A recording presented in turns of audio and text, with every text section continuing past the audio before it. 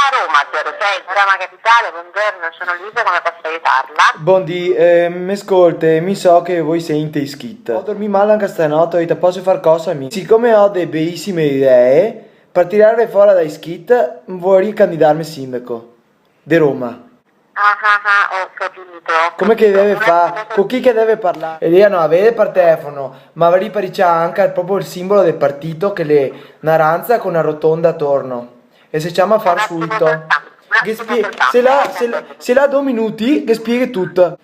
Innanzitutto naranza che simboleggia Spritz, perché voi a Roma Spritz le considera un cocktail e poi fai pagare 8-10 euro. Lì una ciavada, la gente lì musonata, non poteva mandare che 10 euro per Spritz senza neanche due patate. La rotonda perché farie rotonde dappertutto come funghi, non vuoi avere un semaforo neanche, se vedi un semaforo mi impianti là, e fai una rotonda con i fiori in mezzo, una roba bella. Allora, un attimo Sì. soltanto, sì, sto controllando, un Sì. attimo solo che controllo e vedo il numero, attenta. Per finire e far subito perché ti rinvia tutte le doppie. Perché anche io che parla con me, la metto tutte doppie a caso, subito. Subito, ti rinvia le doppie, che non serve a niente, fai so che perdere tempo. E anche per dire bene, ben, andiamo, non ben.